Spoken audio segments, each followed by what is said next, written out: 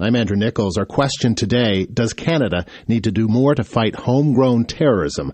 John Keane is on the line from Ricetown, Saskatchewan. John, what do you think? Well, let me give you my credentials first, shall I? Sure. War veteran from Korea, 80 years old, and miserable as hell, okay? Okay. Why is that? Why are you miserable? Well, because I'm listening to the kind of crap that's being put out here.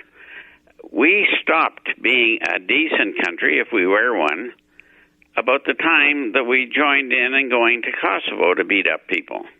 Now, we're still doing this sort of thing, and we're wondering why people get mad at us. We should stop killing people in order to gain control of their resources. We should stop partying up with that bunch of paranoid psychopaths south of the 49th parallel.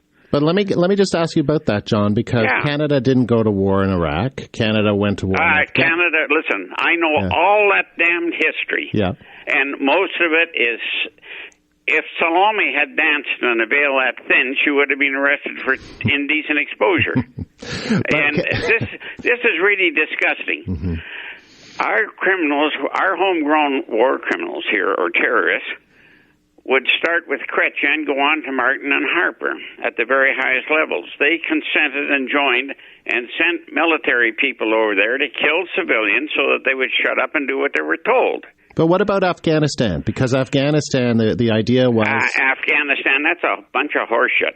I'm sorry to say that, but listen, we have been over there. 1980, Carter put forth that promotion, that business where the United States would use military force to ensure control of hydrocarbons in the Middle East. And this is an offshoot from that, from Zabitna.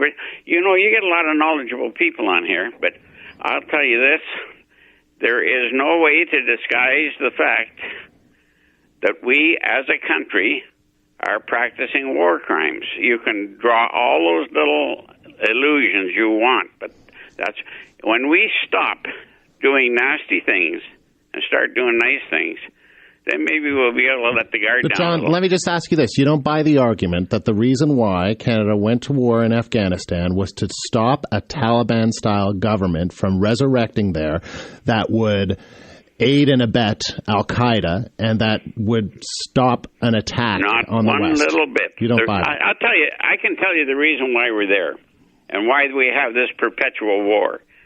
You make things that go bang, and they blow up, and then you have to replace them. It's a profitable occupation.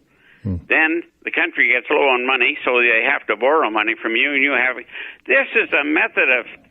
it's a mercantile enterprise, and if you go back and read Eisenhower's warnings about it, and look at how it's come true... The military-industrial complex, that whole argument, and right? Yeah.